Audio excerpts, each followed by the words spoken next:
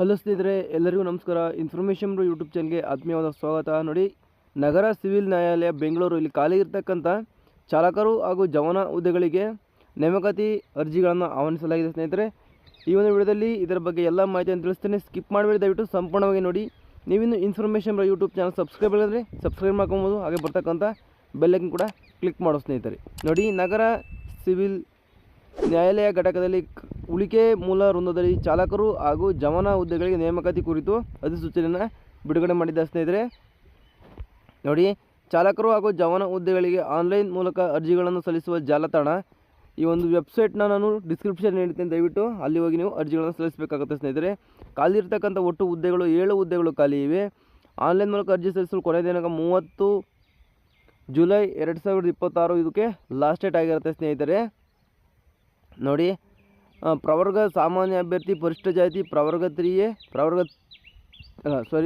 2A 2B ಅವರಿಗೆ ಇಲ್ಲಿ ಅರ್ಜಿಗಳನ್ನು ಹಾಕಲಿಕ್ಕೆ ಅವಕಾಶವನ್ನು ಕೊಟ್ಟಿದ್ದಾರೆ. ಸ್ನೇಹಿತರೆ, ಒಟ್ಟು 7 ಹುದ್ದೆಗಳು ಇಲ್ಲಿ ಖಾಲಿ ಇವೆ. ಜವಾನ 81 ಹುದ್ದೆಗಳು ಖಾಲಿ ಇದ್ದರೆ ಚಾಲಕರು 7 ಹುದ್ದೆಗಳು ಖಾಲಿ ಇವೆ. ಸ್ನೇಹಿತರೆ, ಜವಾನರಿಗೆ 81 ಹುದ್ದೆಗಳು, ಬರೋಬ್ಬರಿ 81 ಹುದ್ದೆಗಳು ಖಾಲಿ ಇವೆ. ಸ್ನೇಹಿತರೆ, ಇಲ್ಲಿ ನೋಡಿ, ನೇಮಕಾತಿ ವಿಧಾನ, ಎಲ್ಲ ಅರ್ಜಿ ಸಲ್ಲಿಸುವ ವಿಧಾನ ಮತ್ತು ಆನ್ಲೈನ್ ಮೂಲಕ ಅರ್ಜಿ ಸಲ್ಲಿಸುವ ಕೊನೆ ದಿನಾಂಕ, ಲಾಸ್ಟ್ ಡೇಟ್ ಎಲ್ಲ ಕೂಡ ಇಲ್ಲಿದೆ. ನೋಡಿ, ನೇಮಕಾತಿ ವಿಧಾನ ನೋಡಿ, ಕರ್ನಾಟಕ ಅಧೀನ ನ್ಯಾಯಾಲಯಗಳ ನೇಮತಿಗಳ ಮೇಲೆ ಇದೊಂದು ಇದಾಗುತ್ತೆ. ಆನ್ಲೈನ್ ಮೂಲಕ ಅರ್ಜಿ ಸಲ್ಲಿಸುವ ವಿಧಾನ ನೋಡಿ, ಈ ಒಂದು ವೆಬ್ಸೈಟ್ ಮೂಲಕ ನೀವು ಅರ್ಜಿಗಳನ್ನು ಸಲ್ಲಿಸಬೇಕಾಗುತ್ತೆ. ಅಭ್ಯರ್ಥಿಗಳು ಆನ್ಲೈನ್ ಮೂಲಕ ಅರ್ಜಿಗಳನ್ನು ಸಲ್ಲಿಸಲು ನಿಗದಿಪಡಿಸುವ ದಿನಾಂಕ ಮತ್ತು ಶುಲ್ಕವನ್ನು ನೋಡ್ತಾ ಹೋಗೋದಾದರೆ, ಅರ್ಜಿ ಸಲ್ಲಿಸಲು ಪ್ರಾರಂಭ ದಿನಾಂಕ 1/7/2026ರಿಂದ ಕೊನೆಯ ದಿನಾಂಕ 30/7/2026 ರಾತ್ರಿ 12 ಗಂಟೆವರೆಗೂ ನಿಮಗೆ ಕಾಲಾವಕಾಶವನ್ನು ಕೊಟ್ಟಿದ್ದಾರೆ. ಶುಲ್ಕ ಪಾವತಿಸಲು 30/7/2026 ರಾತ್ರಿ 12 ಗಂಟೆವರೆಗೂ ಕೂಡ ನಿಮಗೆ ಇಲ್ಲಿ ಕಾಲಾವಕಾಶವನ್ನು ನಿಗದಿಪಡಿಸಿದ್ದಾರೆ. ಸ್ನೇಹಿತರೆ, ಪಾವತಿಸಬೇಕಾದ ಶುಲ್ಕ ನೋಡಿ, ಸಾಮಾನ್ಯ ವರ್ಗಕ್ಕೆ ಸೇರಿದ ಅಭ್ಯರ್ಥಿಗಳು 300 ರೂಪಾಯಿಗಳನ್ನು ಕೊಡಬೇಕಾಗುತ್ತೆ. 2A 2B 3A 3B ಅಭ್ಯರ್ಥಿಗಳು 150 ರೂಪಾಯಿ ಇದ್ದರೆ, ಪರಿಶಿಷ್ಟ ಜಾತಿ, ಪರಿಶಿಷ್ಟ ಪಂಗಡ, ಪ್ರವರ್ಗಕ್ಕೆ ಸೇರಿದ ಎಲ್ಲ ಅಭ್ಯರ್ಥಿಗಳು ಯಾವುದೇ ರೀತಿಯಲ್ಲಿ ಶುಲ್ಕ ಪಾವತಿಸೋಕ್ಕೆ ಅನುಮತಿಯನ್ನು ನೀಡಿಲ್ಲ, ಅವರಿಗೆ ಫ್ರೀ ಇರುತ್ತೆ. ಸ್ನೇಹಿತರೆ ನೋಡಿ, ಶುಲ್ಕವನ್ನು ವಿಲೇಖನಾಧಿಕಾರಿಗಳು, ನಗರ ಸಿವಿಲ್ ನ್ಯಾಯಾಲಯ ಬೆಂಗಳೂರು ಇವರ ಹೆಸರಿಗೆ ಮಾತ್ರ ಪಾವತಿಸತಕ್ಕದ್ದು, ಬೇರೆ ಯಾರಿಗೂ ಕೂಡ ಇಲ್ಲಿ ಕೊಡೋಕ್ಕಾಗ್ತದಿಲ್ಲ. ಆನ್ಲೈನ್ ಶುಲ್ಕ ಸಂದೇಹ ಹೊರತುಪಡಿಸಿ ಇನ್ಯಾವುದೇ ರೀತಿಯ, ಅಂದರೆ demat, draft, postal order, money order, cheque ನಗದು, ಇನ್ಯಾವುದೇ ರೀತಿಯಲ್ಲಿ ನಿಮಗೆ ನಾವು ಶುಲ್ಕವನ್ನು ಸ್ವೀಕರಿಸೋದಿಲ್ಲ.